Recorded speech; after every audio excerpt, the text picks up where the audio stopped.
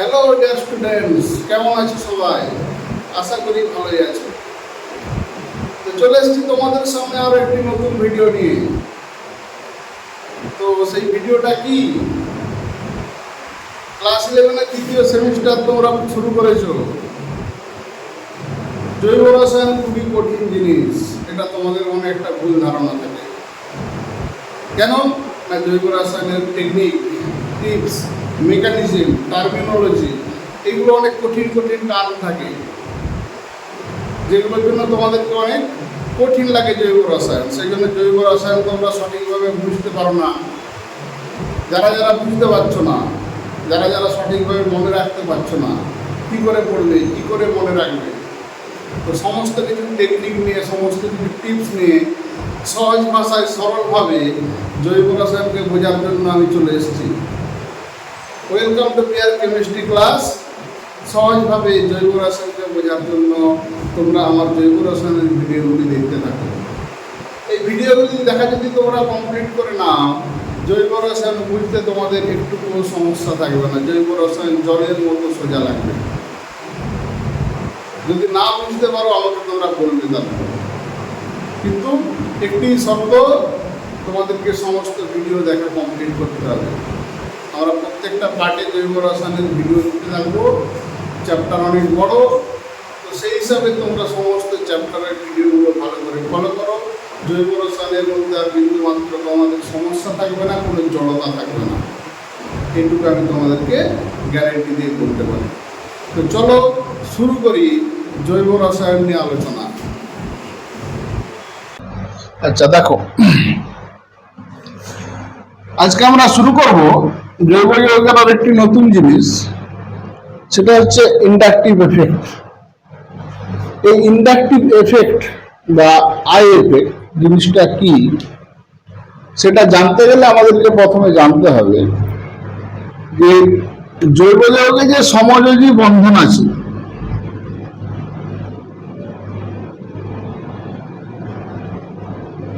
সমযোজী যে বন্ধন আছে, এই সমযোজী বন্ধন মানে কি দিয়ে তৈরি হয়েছে না, ইলেকট্রন জোড় দিয়ে তৈরি হয়েছে।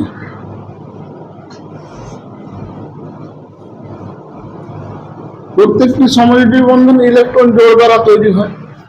এই সমযোজী বন্ধনে যে ইলেকট্রন জোড় আছে,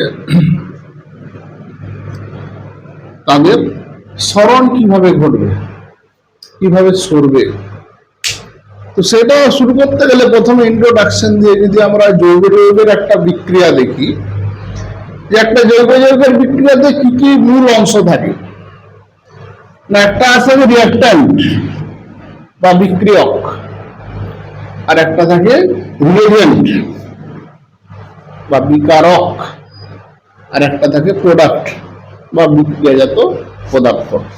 যদি এটাকে আমরা বাংলায় লিখি, এটা হলো বিক্রিয়ক। এর আরেকটা বাংলা কথা আছে না, সাবস্ট্রেট। সাবস্ট্রেট এটা কি রিয়েজেন্ট বা বিকারক, আর প্রোডাক্ট হচ্ছে তোমার বিক্রিয়াজাত পদার্থ।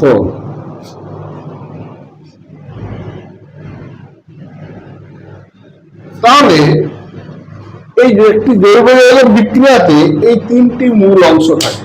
তাহলে এই বিক্রিয়ার সাথে এই ইলেকট্রন জোড়ের সরণের কি সম্পর্ক, সেই সম্পর্কটা আমরা এখানে দেখব।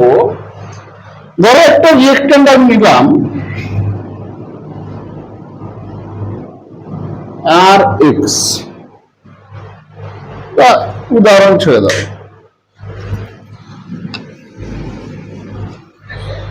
তো এখানে কোন ধরনের রিঅ্যাক্ট্যান্ট আমরা ব্যবহার করব, কোন ধরনের রিঅ্যাক্ট্যান্টের সঙ্গে কোন ধরনের রিয়েজেন্ট বিক্রিয়া করবে, সেটা আমাদের প্রথমে জানা খুব দরকার।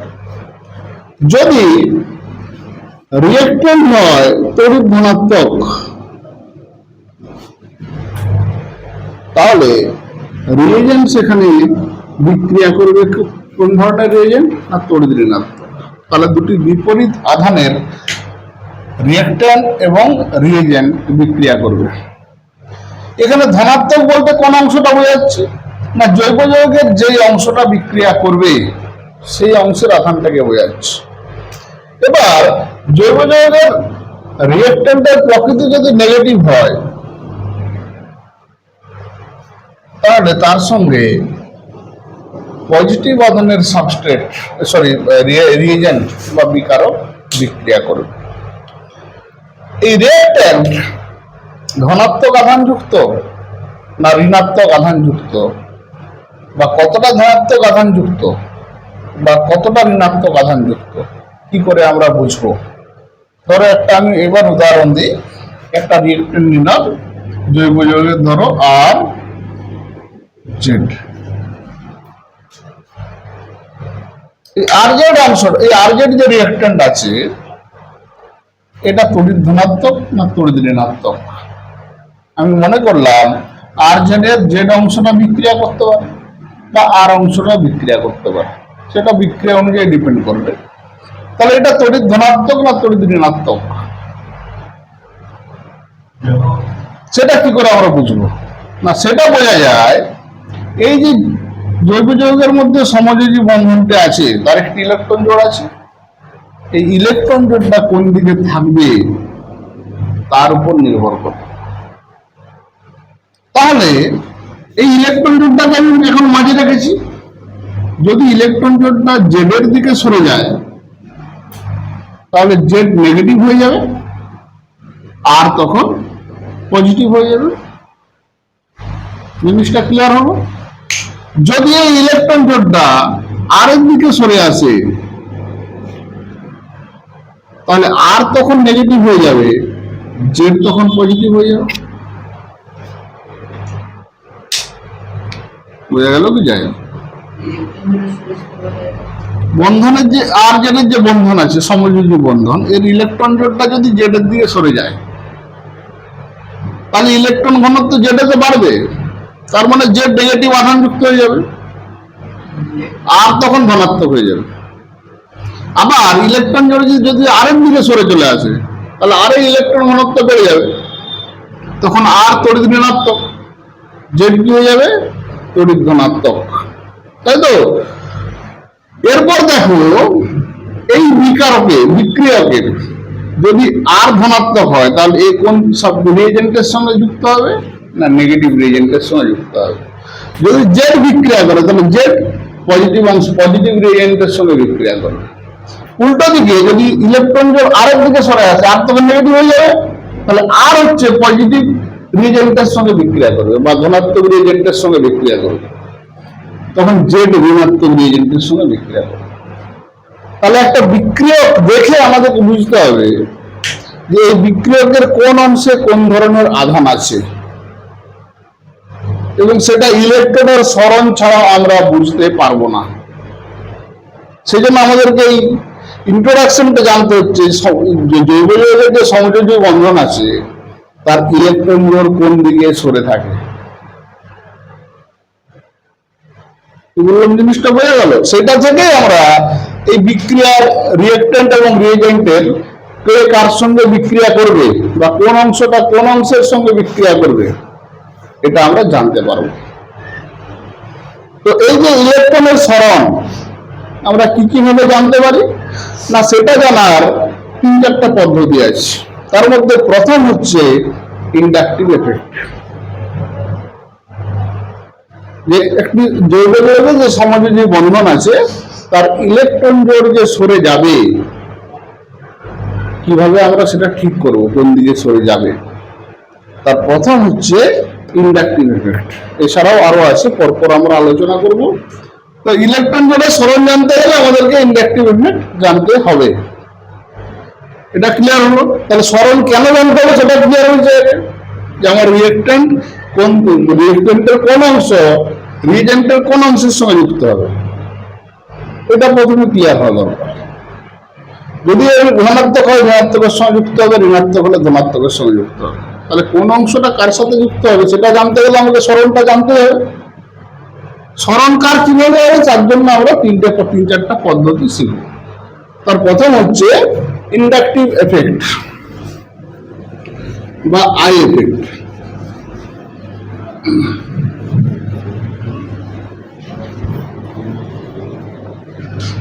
তো ইন্ডাকটিভ এফেক্ট বা আই এফেক্ট এই জিনিসটা কি? আমরা জানি জৈব যৌগ সাধারণত কার্বন পরমাণু দ্বারা তৈরি হয়। যদি একটা জৈব যৌগে দুটো পরমাণুই কার্বন থাকে এবং এদের তড়িৎ ঋণাত্মকতা সমান থাকে, তাহলে এই যে বন্ধনের ইলেকট্রন জোড়টি সবসময় বন্ধনের মিডিলে অবস্থান করবে। কিন্তু এরকম যদি হয় বাই চান্স,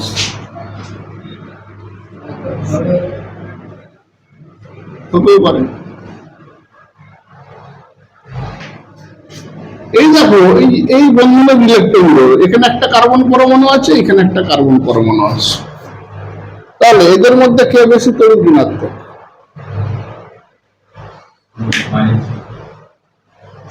এইটা sp3, এটা sp2, এটা sp2। তাহলে এস এর ক্যারেক্টার যত বাড়বে তার তড়িৎ ঋণাত্মকতা তত বাড়বে, আগের দিন আমরা দেখেছি। তাহলে এইটা নেগেটিভ, এটা পজিটিভ, তার মানে ইলেকট্রন জোড়টা আর মাঝে থাকবে না, এই ধারের দিকে সরে যাবে। তার মানে এই অংশটা ধনাত্মক অংশের সঙ্গে যুক্ত হবে বিকারকের, এই অংশটা বিকারকের ঋণাত্মক অংশের সঙ্গে যুক্ত হবে। যদি মাঝে থাকে তাহলে তাদের হোমোলাইটিক ক্লিভাজ, যে ডট মেকানিজম আছে সেটা আমরা দেখব। তো যদি তড়িৎ ঋণাত্মকতার পার্থক্য হয়ে যায়, তখন কিন্তু বন্ধন জোড় যেদিকে বেশি তড়িৎ ঋণাত্মক, যে পরমাণুটি বেশি তড়িৎ ঋণাত্মক, সেদিকে সরে যাবে। একইভাবে ধরো যদি আমি ধরি কার্বনের সঙ্গে কার্বন না থেকে ক্লোরিন আছে, তাহলে কি হবে না, ইলেকট্রন জোড়টা ক্লোরিনের দিকে আকর্ষিত হবে, ক্লোরিনের দিকে সরে যাবে, কারণ কার্বনের থেকে ক্লোরিন বেশি তড়িৎ ঋণাত্মক। বা এরকম যদি থাকে,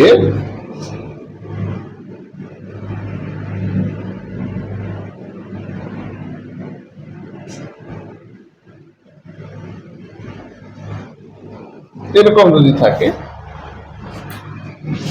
এখানে দেখো কার্বন এবং CH3 এই দুটো ইলেকট্রন জোড়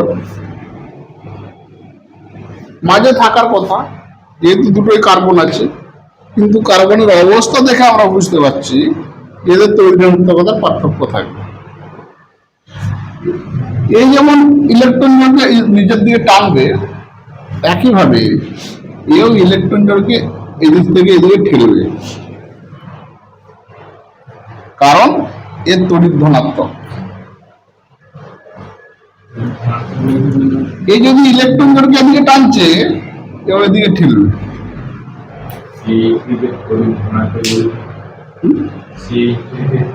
কার্বন পরমাণু কি তড়িৎ ধনাত্মক পরমাণু হিসেবে বিবেচনা করা হয়।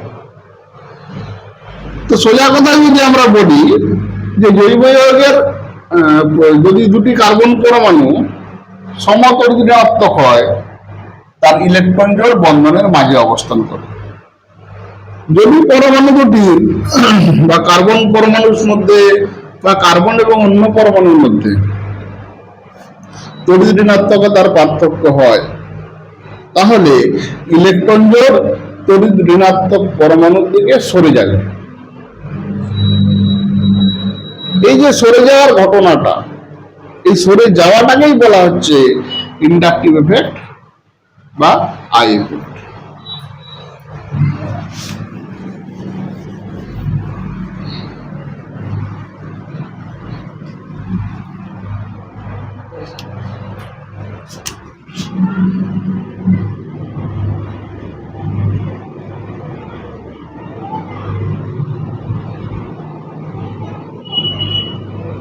এই ইন্ডাকটিভ এফেক্টকে আমরা দুই ভাগে ভাগ করতে পারি। একটা হচ্ছে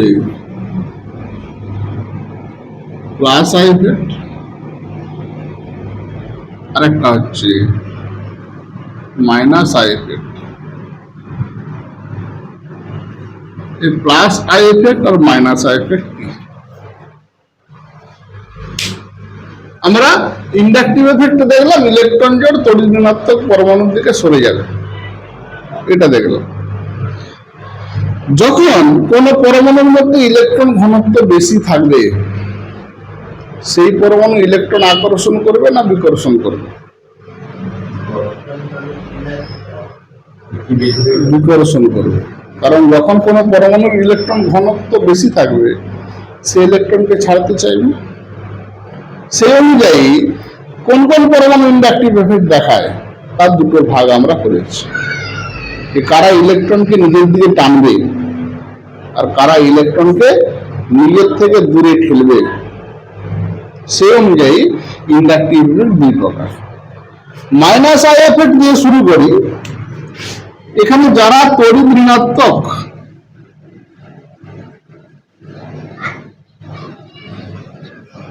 তারা এই মাইনাস আই এফেক্ট দেখাবে। তড়িৎ ঋণাত্মক কি আছে পরমাণু, যদি আমরা উদাহরণ দিই, কি হবে?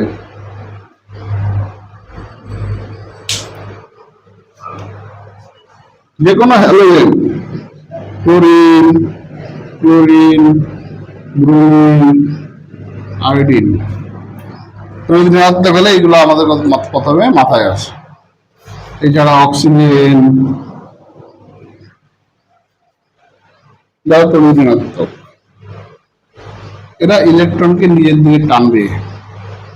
সেই জন্য জৈব যৌগের সাথে যদি এরা যুক্ত থাকে, এছাড়া আরো গ্রুপ আছে, যেমন ধরো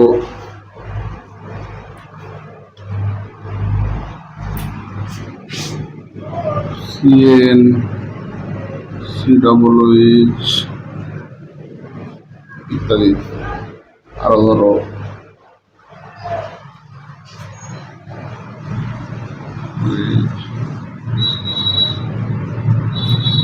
মানে তড়িৎ ঋণাত্মক যে যে অংশগুলো আছে। এছাড়াও যাদের মধ্যে ইলেকট্রনের ঘাটতি আছে তারাও কিন্তু টানবে। তার মধ্যে যেমন ধরো NO2,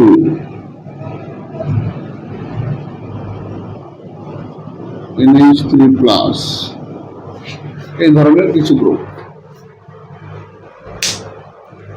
এগুলো তড়িৎ ঋণাত্মক, সেই জন্য ইলেকট্রন ঘনত্বকে ইলেকট্রন জোড়কে নিজের দিকে টানবে।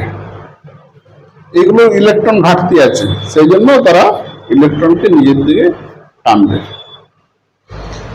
তো যারা ইলেকট্রনকে নিজের দিকে টানবে তারা তড়িৎ ঋণাত্মক বা ইলেকট্রন ঘাটতি, তাদের থাকবে মাইনাস আই এফেক্ট, বা তারা দেখাবে মাইনাস আই এফেক্ট, অর্থাৎ বন্ধনের ইলেকট্রন জোড়কে তারা নিজের দিকে টেনে নেবে। এই জিনিসটা বোঝা গেল। উল্টো দিকে প্লাস আই এফেক্ট, যাদের ইলেকট্রন ঘনত্ব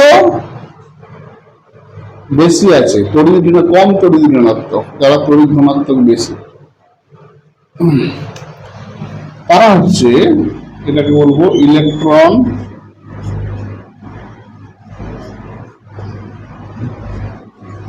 ঘনত্ব বেশি, বা এটাকে আরেকটা নামে বলতে পারি ইলেকট্রন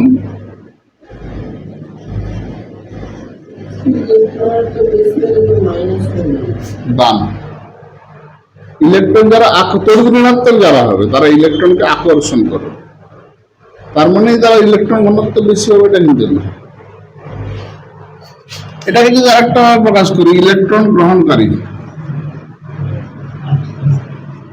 ইলেকট্রন গ্রহণ বা আকর্ষণ, এখানে ইলেকট্রনের আকর্ষণ ঘটবে, এখানে ইলেকট্রনের দান ঘটবে। হ্যাঁ বলো। NH3 একটা এখানে প্লাস আছে, ইলেকট্রন শর্ট আছে, এখানে লোন পেয়ার তো একটা থাকার কথা, কিন্তু লোন পেয়ারটা নেই, ইলেকট্রন ঘাটতি। প্লাস এফেক্ট কারা দেখাবে? CH3 বা CH2 CH3 যে কোনো অ্যালকাইল গ্রুপ আর এরকম হতে পারে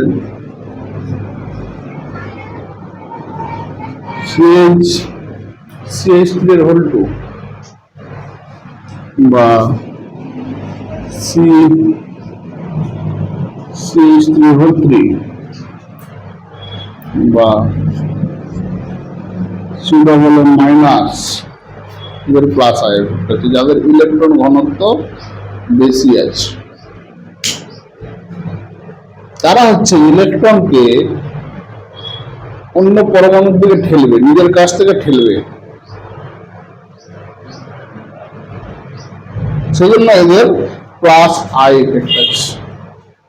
এটা কিন্তু ঠেলবে মানে এরা তড়িৎ ধনাত্মক কিন্তু নয়, এদের ইলেকট্রন ঘনত্ব বেশি। এখানে ইলেকট্রন ঘনত্ব বেশি বলে এরা ইলেকট্রনকে আকর্ষণ করবে না, বরং বিকর্ষণ করবে, দূরে ঠেলবে। এদের তড়িৎ ঋণাত্মকতা বেশি, সেই জন্য এরা ইলেকট্রনকে আকর্ষণ করবে। তাহলে এই দুই ধরনের পরমাণু বা মূলক ইন্ডাকটিভ এফেক্ট দেখায়। এক ধরনের পরমাণু বা মূলক ইলেকট্রনকে আকর্ষণ করবে, ইলেকট্রন জোড়কে নিজের দিকে আকর্ষণ করবে, সেটাকে আমরা বলবো মাইনাস আই এফেক্ট। যারা ইলেকট্রন জোড়কে নিজের থেকে ঠেলবে দূরে, সেটাকে বলবো আমরা প্লাস আই এফেক্ট। যারা এই এফেক্ট দেখায় তাহলে এদের নাম কি হবে? প্লাস আই এফেক্ট গ্রুপ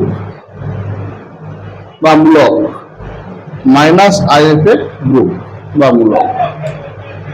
তাহলে ঘটনাটা হচ্ছে এফেক্ট, যারা দেখায় তাদের সঙ্গে একটা গ্রুপ যোগ করে দেওয়া হবে, প্লাস আই এফেক্ট গ্রুপ বা মাইনাস আই এফেক্ট গ্রুপ। তাহলে ইন্ডাকটিভ এফেক্ট এই জিনিসটা কি সেটা বোঝা গেল কি যাই নেবে বলো? বোঝা গেছে? এই ইন্ডাকটিভ এফেক্ট আমরা কেন করব না, ইলেকট্রনের যে সরণ ঘটছে সেটা জানার জন্য পড়ব, সেটা কোথায় কাজে লাগাবো, এই ইন্ডাকটিভ এফেক্টের ব্যবহার কোথায়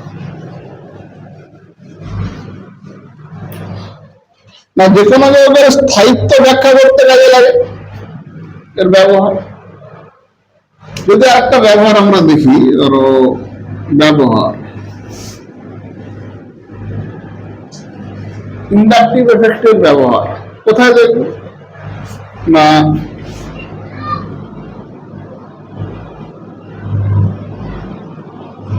অ্যাসিডের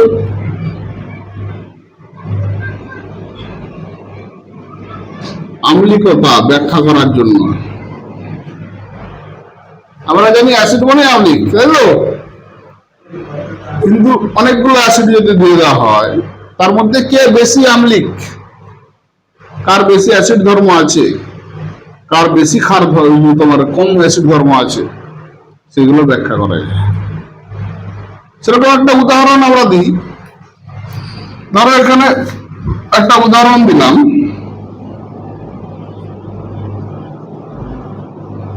CH3COOH, এটা একটা আছে। এবার এখানে তিনটে যে হাইড্রোজেন আছে, এদেরকে আমি রিপ্লেস করবো কি দিয়ে না, CH2CH3COOH, একটাকে রিপ্লেস করলাম, আরেকটাকে রিপ্লেস করবো CH3CH3COOH, এটা একটা আছে। আরেকটা হাইড্রোজেনকে রিপ্লেস করলাম CH3, এটা দেখা যাচ্ছে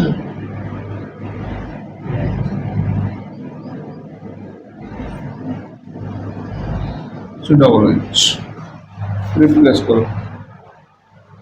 এবার COOH এর গঠনটা যদি আমি একটু ভেঙে লিখি, কিভাবে লিখবো? এটাকে এরকম ভাবে লেখা যায়, CH3 C ডবল বন্ড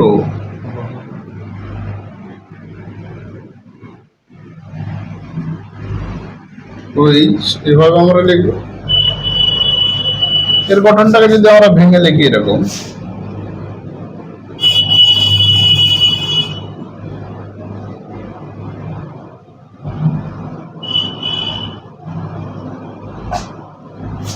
এটা দেখতে পারি।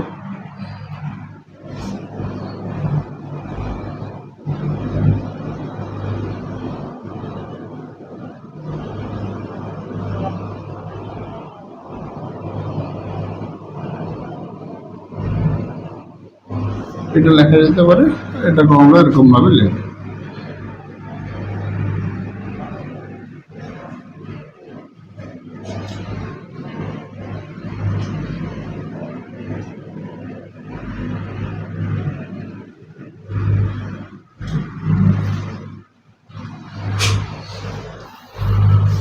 কে বলবো না এই হাইড্রোজেন গুলোকে আমি CH3 দিয়ে প্রতিস্থাপিত করবো কেন, অন্য কিছু দিয়েও করতে পারি। তখন ধরো আমি বললাম যেটা CH3 C double bond OH, এটা যেমন আছে, তিনটা হাইড্রোজেনকে অন্য পরমাণু দিয়ে প্রতিস্থাপিত করা যায়।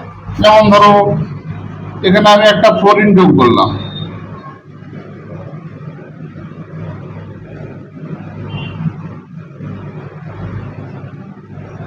এভাবে প্রতিস্থাপিত করা যায়। একটা ফ্লোরিন দিয়ে প্রতিস্থাপিত করলাম, তারপরে ধরো আমি দুটো ফ্লোরিন দিয়ে প্রতিস্থাপিত করলাম,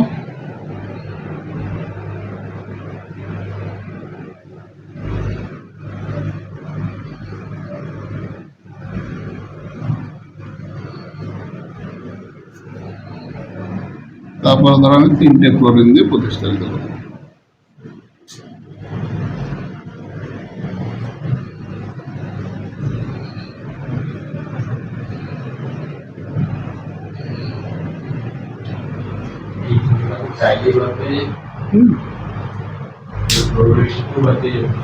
অন্য কোনো পরমাণু বসাতে পারি। এরপর দেখো এই যে CH3COOH বা এই যে এইগুলো এদেরকে আমরা অ্যাসিড কেন বলছি?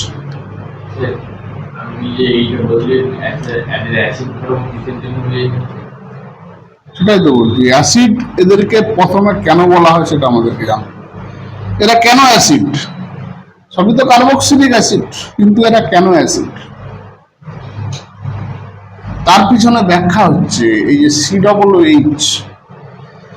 এই COOH ধরো CH3 COOH এই জলীয় দ্রবণে আয়নিত হয়ে CH3COO minus plus H plus ion উৎপন্ন করে। আমরা জানি যারা H প্লাস উৎপন্ন করে তারাই অ্যাসিড। তাহলে এখানে সবাই অ্যাসিড, যতগুলো আছে সবগুলো COOH আছে, তার মানে সবাই অ্যাসিড। তার মধ্যে কে তীব্র কে মৃদু কি করে বুঝবো? সেই জন্য এখানে ইন্ডাকটিভ এফেক্টের গুরুত্ব কাজে লাগবে। দেখো CH3 গ্রুপ, এখানে সবগুলো CH3 গ্রুপ যুক্ত করা আছে, এখানে ফ্লোরিন যুক্ত করা আছে। তাহলে কেন অ্যাসিড প্রথমে বোঝা গেল না H প্লাস দান করছে। H প্লাস কিভাবে দান করছে সেটা আগে ভাবো না। এই OH বন্ধনটা ভাঙছে, কবে গিয়ে H প্লাস দান করছে? এই যে OH বন্ধন সব জায়গাতে আছে, এই OH বন্ধনটা ভাঙছে বলেই এরা H প্লাস দান করতে পারছে। এটা ক্লিয়ার হলো? তাহলে এখানে COOH OH বন্ধন ভেঙে এরা H প্লাস দান করছে, এই জন্য সবগুলোই অ্যাসিড। না, এই কঠিন অবস্থায় ভাঙবে, আয়নিত কখন হবে? গলিত বা দ্রবীভূত অবস্থায়। তাহলে এরা সবাই অ্যাসিড কেন? না করে OH বন্ধনটা ভেঙে H প্লাস আয়ন উৎপন্ন করছে বলে এরা সবাই অ্যাসিড। কে তীব্র কে মৃদু। আর যেখানে বেশি OH বন্ধনটা তাড়াতাড়ি ভাঙবে সে বেশি H প্লাস দান করবে, যেখানে OH বন্ধনটা তাড়াতাড়ি ভাঙবে না সে কম H প্লাস দান করবে। যেখানে এই OH বন্ধনটা তাড়াতাড়ি ভাঙবে, সে বেশি H+ দান করছে মানে কি, সে তীব্র অ্যাসিড। তাহলে এখানে আমাদেরকে এইটুকুই দেখতে হবে যে OH বন্ধনটা কোথায় তাড়াতাড়ি ভাঙছে বা দ্রুত ভাঙছে, সহজেই ভেঙে যায়। কারণ সব জায়গায় তো OH বন্ধন আছে, কোনটা তার দ্রুত ভাঙছে সেটা আমাদেরকে খেয়াল করতে হবে। এই জিনিসটা বোঝা গেল। এবার OH বন্ধন ভাঙবে তাড়াতাড়ি কখন? OH বন্ধন তখনই ভাঙবে, এই OH বন্ধনের বৈশিষ্ট্য দেখে। এখানে OH বন্ধনে অক্সিজেন পরমাণু তড়িৎ ঋণাত্মক, তাই তো? তার মানে এই OH বন্ধনের ইলেকট্রন জোড়টা যখন অক্সিজেন পরমাণুর দিকে সরে আসবে বেশি, তখন হাইড্রোজেনটা দুর্বল হয়ে পড়বে, সহজে ভেঙে যাবে না। ক্লিয়ার হলো না জিনিসটা? OH বন্ধনের ইলেকট্রন জোড় অক্সিজেনের দিকে যখন বেশি সরে আসবে, তখন হাইড্রোজেনটা দুর্বল হয়ে পড়বে, সহজেই ভেঙে পড়বে। সেটাই এখানে আলোচ্য বিষয়। তাহলে OH-টা কখন দ্রুত ভাঙবে, এই জিনিসটা বোঝা গেল যে অক্সিজেনের ইলেকট্রন জোড় যখন অক্সিজেনের দিকে সরে আসবে, তখন হাইড্রোজেনটা দুর্বল হয়ে পড়বে, কারণ অক্সিজেন তখন হাইড্রোজেনকে আকর্ষণ করতে পারবে না। পারবে কি? পারবে না। তখন এই হাইড্রোজেনটা সহজেই ভেঙে যাবে। তাহলে এখানে আমাদেরকে আরো যদি ক্লিয়ারলি বলি, আমাদেরকে দেখতে হবে যে কোন OH বন্ধনের ইলেকট্রন জোড় অক্সিজেনের দিকে সরে আসছে বেশি, সে বেশি তীব্র অ্যাসিড। প্রথমে আমরা বলছিলাম কোন OH বন্ধন ভাঙছে সেটা দেখতে হবে। তার থেকেও স্পেসিফিকলি যদি আমরা বলি কোন OH বন্ধনের অক্সিজেনের দিকে ইলেকট্রন জোড় সরে আসছে, সেটা দেখতে হবে। সেটা আমরা এই ইন্ডাকটিভ এফেক্টের সাহায্যেই বলতে পারব। কিভাবে? দেখো, এখানে COOH এর সঙ্গে CH3 গ্রুপ একটি যুক্ত আছে। আমরা জানি CH3 গ্রুপের +I এফেক্ট আছে। এখানে দেখো দুটি কার্বন আছে, এরও +I এফেক্ট আছে, এরও +I এফেক্ট আছে। ঠিক আছে? এখানে দেখো এরও +I এফেক্ট আছে, এরও +I আছে, এরও +I আছে। এখানে দেখো একটা, দুটো, তিনটা, চারটা। +I এফেক্ট মানে কি না, এদের এখানে ইলেকট্রন ঘনত্ব বেশি আছে, তাই এরা ইলেকট্রন ঘনত্বকে কি করবে, নিজের থেকে সরিয়ে দেবে, কারণ এগুলি খেলবে। এখানে একটি পরমাণু আছে, একটি গ্রুপ আছে, সে কার্বনের দিকে ঠেলবে। ঠিক আছে?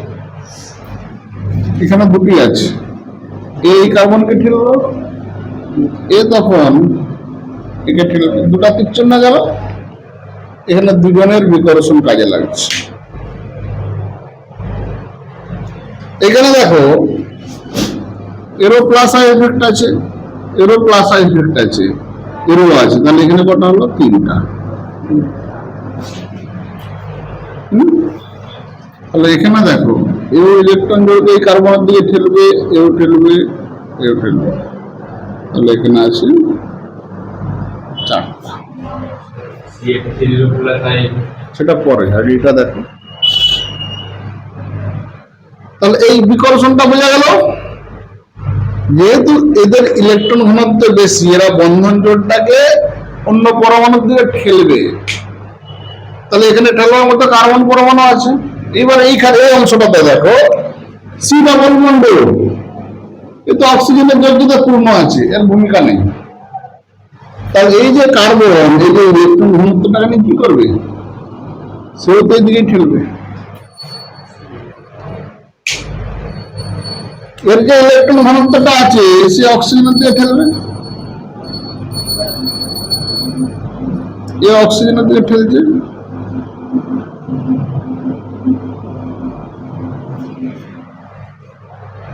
এর ফলে কি হচ্ছে, এই অক্সিজেনে ইলেকট্রন ঘনত্ব বেড়ে যাচ্ছে।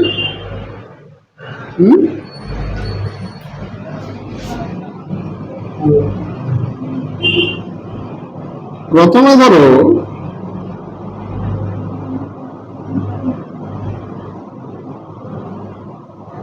অক্সিজেন হাইড্রোজেনের ইলেকট্রন জোড়টা এখানে ছিল,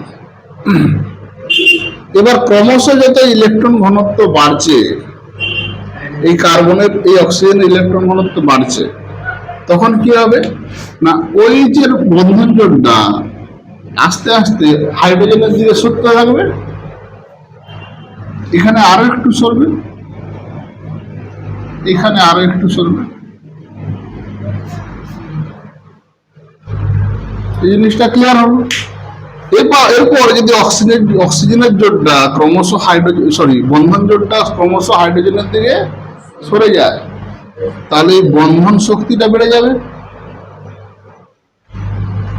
তাহলে সহজে ভাঙবে না। কারণ অক্সিজেনে যখন প্লাস আই এফেক্ট ছিল না, তখন এ টেনে রেখেছিল, কিন্তু যখন এখান থেকে অতিরিক্ত ইলেকট্রন ঘনত্ব যাচ্ছে, তখন এই ইলেকট্রন ঘনত্বের চাপে এই জোটটাকে এসে আর নিজের দিকে টানতে পারছে না, ফলে সে এই দিকে ঠেলছে। তার ফলে ওইচ বন্ধনটা ক্রমশ শক্তিশালী হচ্ছে, সহজে ভাঙছে না। তার মানে কোন অ্যাসিডের সাথে যদি প্লাস আই এফেক্ট যুক্ত গ্রুপ থাকে, তাহলে সেই অ্যাসিডের আম্লিকতা কমবে,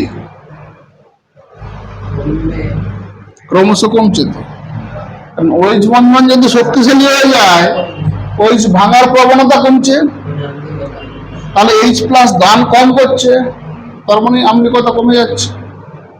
কি বললাম, জিনিসটা ক্লিয়ার হল? তাহলে প্লাস আই এফেক্ট যুক্ত গ্রুপ যখন কোন অ্যাসিডে থাকবে, তার আম্লিকতা ক্রমশ কমতে থাকবে। ক্রমশ কেন বললাম, এখানে একটা প্লাস আই এফেক্ট আছে, একটু কম, এখানে দুটো আছে আর একটু কম, এখানে তিনটা আছে আর একটু কম, এখানে চারটা আছে অনেকটাই কম। তাহলে প্লাস আই এফেক্ট যত বাড়বে, সেই অ্যাসিডের আম্লিকতা তত কমবে। এই জিনিসটা বোঝা গেল কি যায়নি? বোঝা গেছে? তাহলে অ্যাসিডের আম্লিকতা আমরা এটাতে ব্যাখ্যা করতে পারি। এটা গেল। আচ্ছা, এখানে ক্রমটা আমরা লিখে দিই। যদি প্রথমটাকে আমরা এ দিয়ে প্রকাশ করি, এটাকে যদি বি দিয়ে প্রকাশ করি, এটাকে সি দিয়ে প্রকাশ করি, এটাকে ডি দিয়ে প্রকাশ করি, তাহলে ক্রম কি হবে? A greater than B greater than C greater than D. এটা হচ্ছে আম্লিকতার ক্রম। ঠিক আছে? এই আম্লিকতার ক্রমকে অন্য টার্মেও প্রকাশ করা হয়। কিরকম? আমি এখানটা মুছে দিই।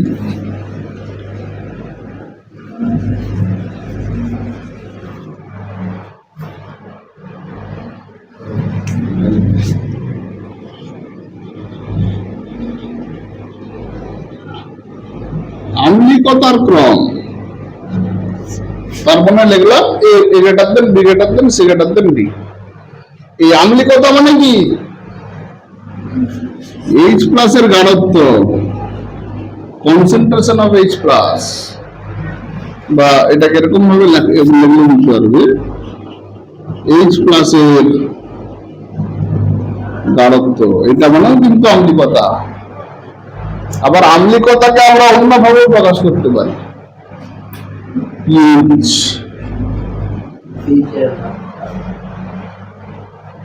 pH এর মান কি?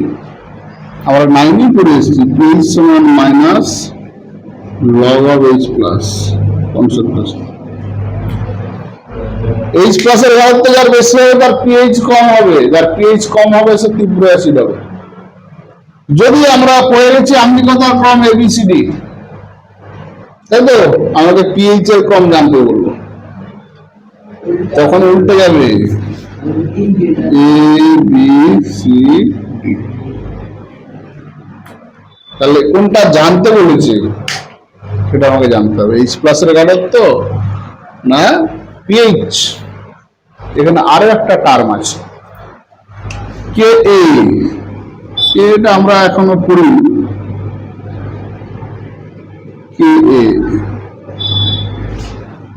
কে এটা লিখে রাখো অ্যাসিডের বিয়োজন ধ্রুবক। কে সমান অ্যাসিডের বিয়োজন ধ্রুবক। কে সমানুপাত হচ্ছে এইচ প্লাসের গাঢ়ত্ব। এটা আমরা পরে গিয়ে পড়ব ডিটেলসে। অ্যাসিডের বিয়োজন ধ্রুবক যেটা এইচ প্লাসের গাঢ়ত্বের সাথে সমানুপাতিক। এই যদি এইচ প্লাসের গাঢ়ত্বের যা ক্রম হবে কে এর ক্রম কিন্তু একই হবে। দেখো, তার মানে এইচ প্লাসের গাঢ়ত্বের যা ক্রম, আম্লিকতার তাই ক্রম, এবং কে অ্যাসিডের বিয়োজন ধ্রুবক এর ক্রমও কিন্তু একই হবে। এখানে আরেকটা টার্ম আমাদেরকে পড়তে হবে, পিকেএ। পিকেএ সমান মাইনাস লগ কে। তাহলে পিকে মানে কে এর যা ক্রম হবে পিকে এর ক্রম তার উল্টো হবে। এখান থেকে একটা কনক্লুশন আমরা টানতে পারি, পিএইচ পিকে উল্টো ক্রম। অ্যাসিডের যা ক্রম হবে তার উল্টো ক্রমটা হবে পিএইচ পিকে, মানে পি থাকলে তার ক্রমটা কিন্তু উল্টে যাবে।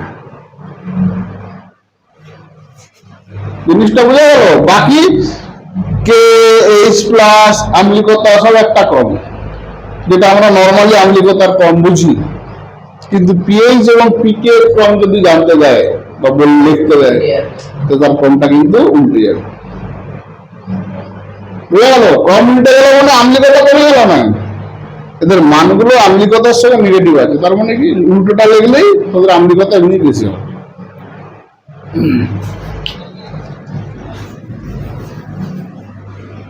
তো এই অংশটা আমরা দেখলাম যে যদি প্লাস আই এফেক্ট যুক্ত গ্রুপ অ্যাসিডের সাথে যুক্ত থাকে তাহলে তার আম্লিকতা কি হবে না হ্রাস পাবে। যত প্লাস আই এফেক্ট বাড়বে তার আম্লিকতা তত কমবে। এরপর এটাতে দেখো, এখানে যে ফ্লোরিন পরমাণু আছে এই ফ্লোরিন পরমাণুর মাইনাস আই এফেক্ট আছে। এত ঋণাত্মক পরমাণু, তাহলে এখানে একটা ফ্লোরিন পরমাণু, এখানে দুটো, তাহলে দুটো মাইনাস আই এফেক্ট, এখানে তিনটা,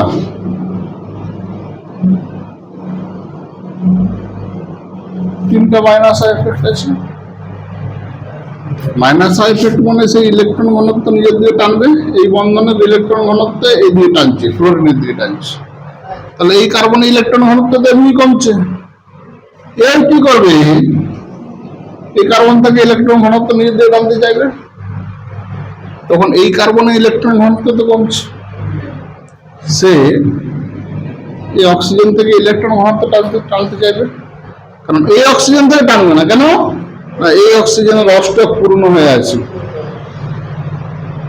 তাহলে এই অক্সিজেন থেকে ইলেকট্রন ঘনত্ব টানবে।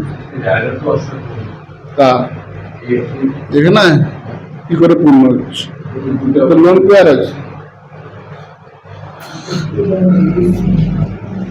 এরপর দেখো এখানে দুটো মাইনাস এফেক্ট আছে, তাহলে এর টানছে এদিকে, এই টানছে এদিকে, তাহলে এই কার্বন দ্বিগুণ আকর্ষণ বল দিয়ে এই জোটটাকে টানবে, তখন এই কার্বন আর অক্সিজেনের জোটটাকে টানবে নিজের দিকে। এখানে তিনটে আছে,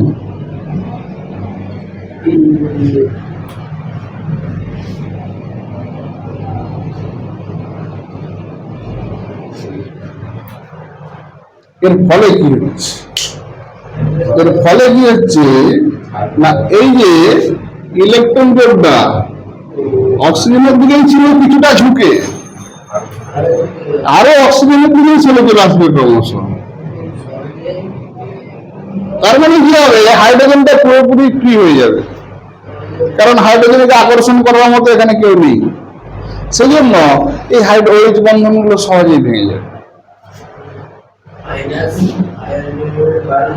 সেই জন্য অ্যাসিডের সাথে যদি মাইনাস আই এফেক্ট যুক্ত গ্রুপ থাকে তাহলে তার আম্লিকতা বৃদ্ধি পাবে। কেন পাবে সেটা বোঝা গেল।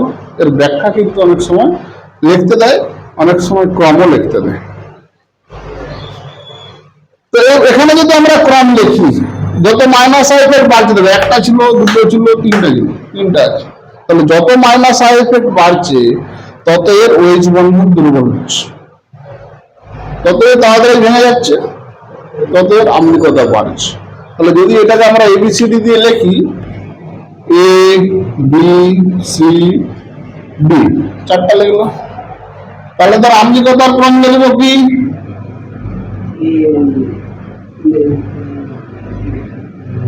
আম্লিকতার ক্রম কি হবে না, এ তো প্লাস আই এফেক্ট আছে, এবার আমি একটু ঠেলবে, এ সহজে দান করতে চাইবে না,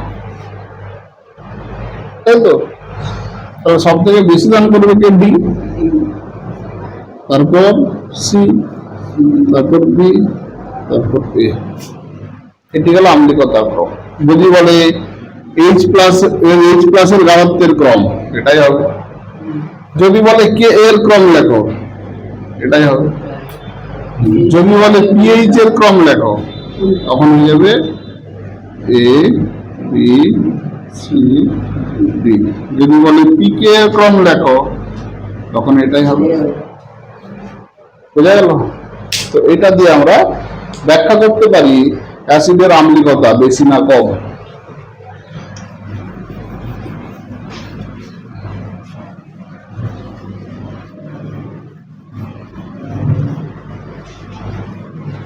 আর কি ব্যাপার আমরা দেখব না, ক্ষারের ক্ষারত্ব।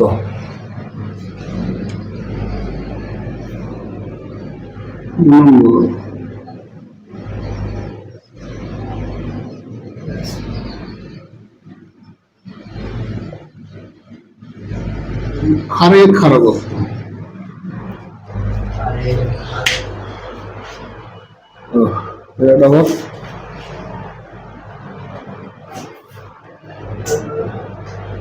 এখানে আমরা উদাহরণ নিই,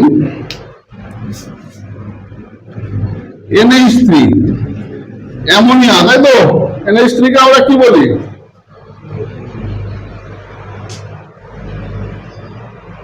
অ্যামোনিয়াকে কি বলা হয়? ক্ষার। কি ক্ষার?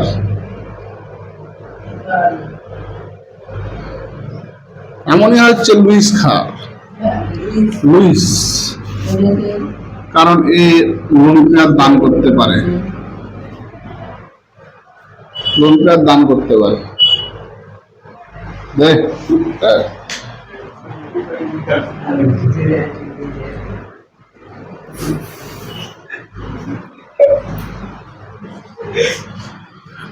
তাহলে অ্যামোনিয়া হচ্ছে লুইস ক্ষার। কেন না, কারণ সে লোন পেয়ার দান করতে পারে বলেই সে লুইস ক্ষার। লুইসের মতবাদ অনুযায়ী তাকে আমরা ক্ষার বলে থাকি। এবার অ্যামোনিয়ার হাইড্রোজেন গুলোকে আমি প্রতিস্থাপিত করে অন্য কিছু গ্রুপ আনবো। কিরকম না, অ্যামোনিয়া আমি যদি প্রথমে লিখলাম, ধরো অ্যামোনিয়া, এর গঠন না একবার লিখে দিচ্ছি, NH3,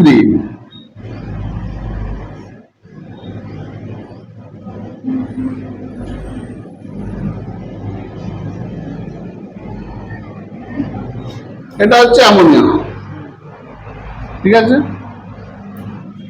এরপর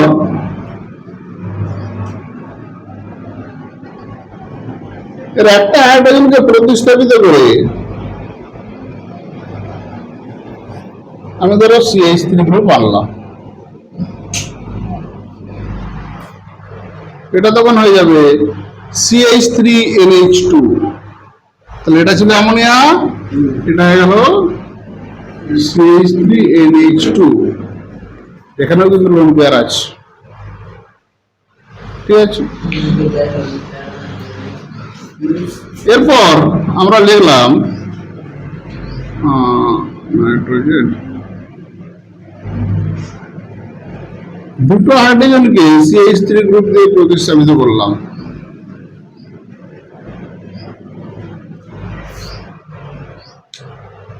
এটার গঠন হয়ে গেল তখন CH3 whole 2 NH।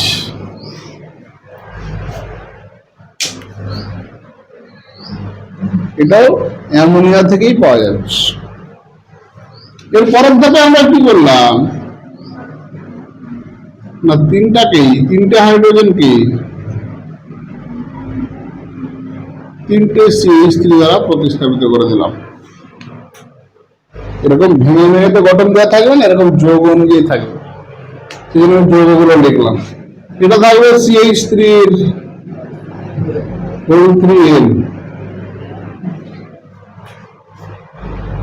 গঠন, এর সংকেত হচ্ছে এটা। তাহলে অ্যামোনিয়ার হাইড্রোজেনকে ক্রমশ আমরা CH3 গ্রুপ দ্বারা প্রতিস্থাপিত করছি। এর ফলে কি ঘটছে দেখো, এখানে তিনটেই হাইড্রোজেন ছিল, হাইড্রোজেনের কোনো প্রভাব নেই। এখানে CH3 গ্রুপ আছে, এর প্লাস আই ইফেক্ট আছে। এখানে দুটো CH3 গ্রুপ আছে, এর প্লাস আই ইফেক্ট, এরও প্লাস আই ইফেক্ট। এখানে তিনটা CH3 গ্রুপ আছে, এর প্লাস আই ইফেক্ট, এর প্লাস আই ইফেক্ট, এর প্লাস আই ইফেক্ট আছে। এর ফলে কি হচ্ছে না, এই CH3 গ্রুপ তার বন্ধন জোড়কে নাইট্রোজেনের দিকে ঠেলছে। এখানে দুটো CH3 গ্রুপ তাদের বন্ধন জোড়কে নাইট্রোজেনের দিকে ঠেলছে। এখানে তিনটে CH3 গ্রুপ তাদের বন্ধন জোড়কে নাইট্রোজেনের দিকে ঠেলছে। তাহলে নাইট্রোজেনে আগেই লোন পেয়ার ছিল, সে লোন পেয়ারটা সে দান করতে পারত বলে তাকে আমরা লুইস ক্ষার হিসাবে বললাম। যখন এখানে নাইট্রোজেনের হাইড্রোজেনকে প্রতিস্থাপিত করে আমরা CH3 গ্রুপ আনছি, তখন দেখো এই নাইট্রোজেনের ইলেকট্রন ঘনত্ব কিন্তু ক্রমশ আরো বেড়ে যাচ্ছে, তাই তো? তাহলে ইলেকট্রন ঘনত্ব যদি বেড়ে যাচ্ছে, এই নাইট্রোজেন তার অতিরিক্ত ইলেকট্রনকে সহজেই দান করতে পারবে না? পারবে না। কারণ দেখো, আরেকটা পয়েন্ট দিয়ে আমি বলছি, নাইট্রোজেন যদি এই জোড়টা দান করে দিত, তাহলে নাইট্রোজেন ইলেকট্রন ঘাটতি তো হতো। এখানে সেই ঘাটতি ছিল, কিন্তু ক্রমশ যখন এই দিক দিয়ে আসছি, সেই ইলেকট্রন ঘাটতি থাকছে, তার মানে তখন এই লোন পেয়ারটাকে সহজেই দান করতে পারছে। এইভাবে আমরা বলতে পারি, বা এইভাবে বলতে পারি, যখন প্লাস আই এফেক্ট বাড়ছে, তখন নাইট্রোজেনের ইলেকট্রন ঘনত্ব বৃদ্ধি পাচ্ছে। তার ফলে কি হচ্ছে, নাইট্রোজেন এই লোন পেয়ারটা সহজেই দান করতে পারছে। লোন পেয়ার সহজে যদি দান করতে পারে, তার ক্ষার ধর্ম আরো বেশি বেড়ে যাচ্ছে না, বুঝতে পারলেন? কারণ অ্যামোনিয়া লোন পেয়ার দান করতে পারে বলেই ক্ষার। যদি সে বেশি দান করতে পারে বা তাড়াতাড়ি দান করতে পারে, তাহলে তার ক্ষার ধর্ম বেশি, সে তীব্র ক্ষার। এখান থেকে আমরা বলতে পারি, কোন ক্ষারে বা অ্যামোনিয়ার সঙ্গে যদি প্লাস আই ইফেক্ট যুক্ত গ্রুপ থাকে, তাহলে তার ক্ষার ধর্ম বাড়তে বৃদ্ধি পাবে। এরপর ধরো এর ক্রম যদি আমরা লিখি, এখানেও ক্রম আছে, কি লাও পুরো ক্ষারকত্বের ক্রম। এটাকে ABC দিয়ে প্রকাশ করলাম, ABCD। তাহলে হবে D greater than C greater than B greater than A।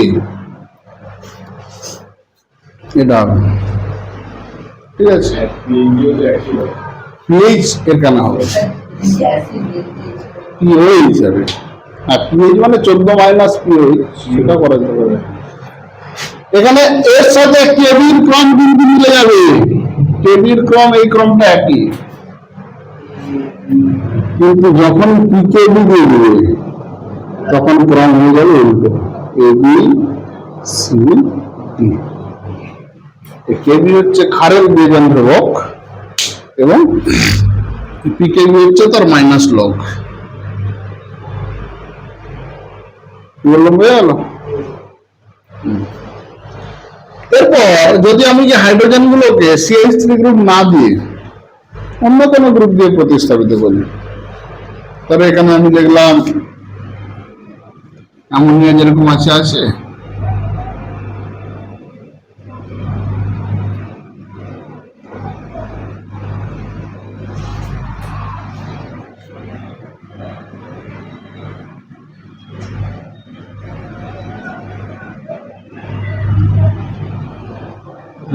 Chlorine দিয়ে দিলাম।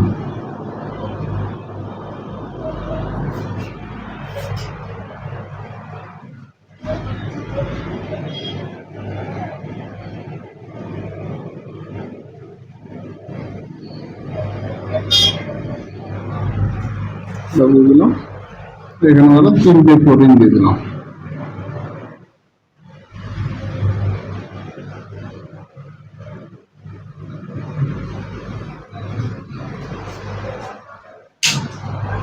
এরকম দিয়ে দিলাম। তো ক্লোরিন গুলোর কি এফেক্ট আছে? মাইনাস আই এফেক্ট আছে।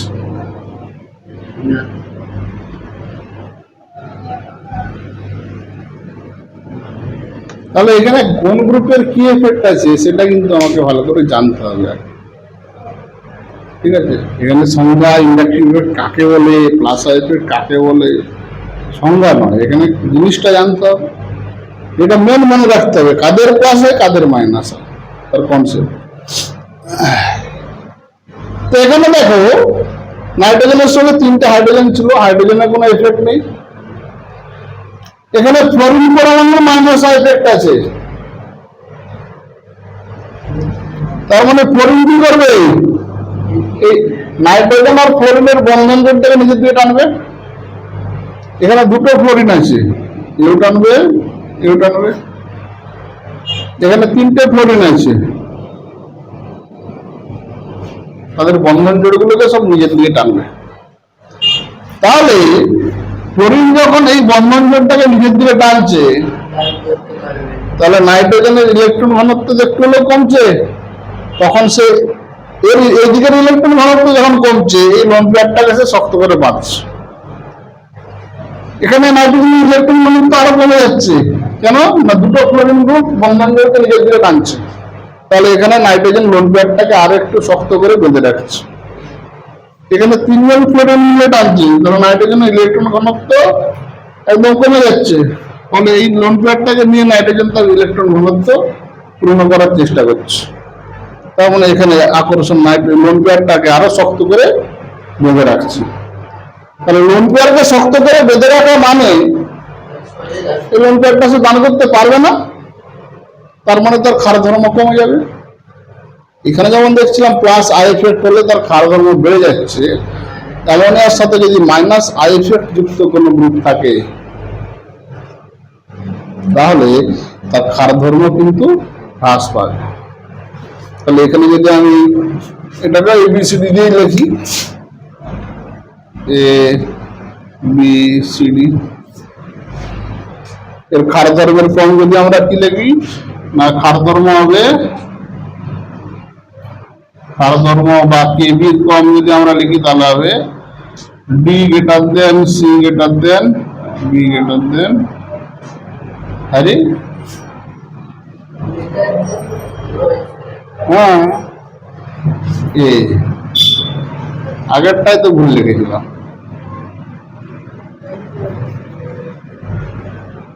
এটা A B C D,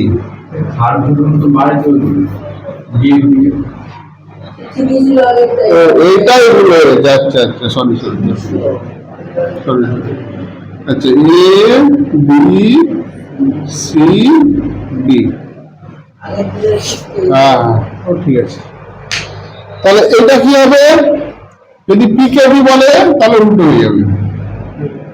pKb হলে A less than B less than C less দেন,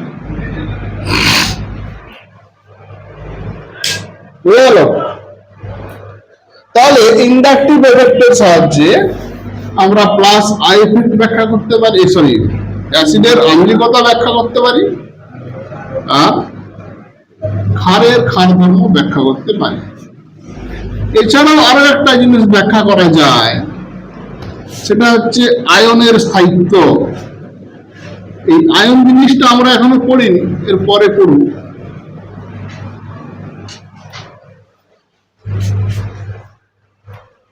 তিন নম্বর আর একটা ব্যবহার আছে, আয়নের স্থায়িত্ব। এই আয়নের স্থায়িত্ব আমরা এখন ব্যাখ্যা করব না, কারণ আয়ন সম্পর্কে আমরা জানি না এখন। আয়ন যখন এর পরে আমরা করব ইন্টারমিডিয়েটে, তখন গিয়ে আয়নের স্থায়িত্ব নিয়ে আমরা ব্যাখ্যা করব। তো আই এফেক্টের সাহায্যে এই জিনিসটা আমরা জানতে পারি যে অ্যাসিডের মেন এইগুলো আরো জানা যায়। যেমন ধরো তোমাকে বলে দিল CH3Cl, CH3Br, CH3I আর CH3F। কোন বন্ধনটি তাড়াতাড়ি ভাঙবে?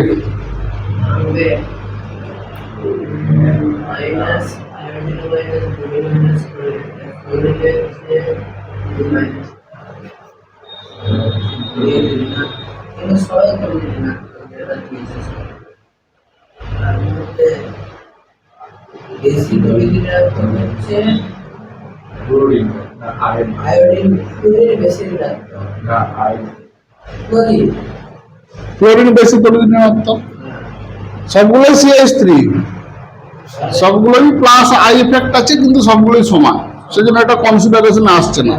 তাহলে ফ্লোরিন, ক্লোরিন, ব্রোমিন, আয়োডিন এদের মাইনাস আই এফেক্ট আছে। তাহলে কার বেশি কার কম? না, সব থেকে বেশি আছে ফ্লোরিন, তারপর ক্লোরিন, তারপর ব্রোমিন, তারপর আয়োডিন। তাহলে কে সহজে ভাঙবে?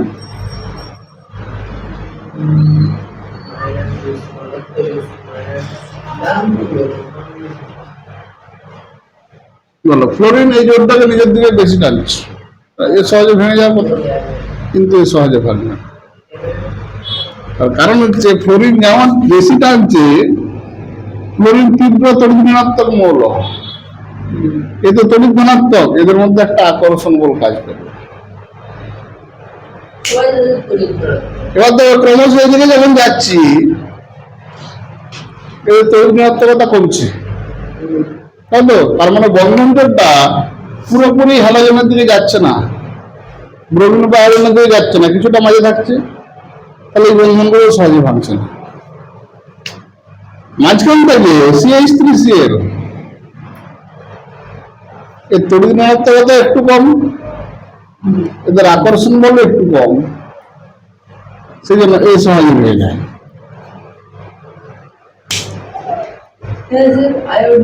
কারণ এর বন্ধন জোরটা ক্লোরিনের থেকে একটু বেশি থাকে, একটু বড় সাইজ, এর সঙ্গে আকর্ষণ বলটা একটু কমে যায়। এখানে বন্ধন জোরটা আরেকটু দিকে সরে যায়, এটা দিকে আরেকটু সরে যায়, কিন্তু হওয়া কথা কিন্তু এদের আকর্ষণ বলের জন্য এ ভাঙে না, এটা ভাঙছে।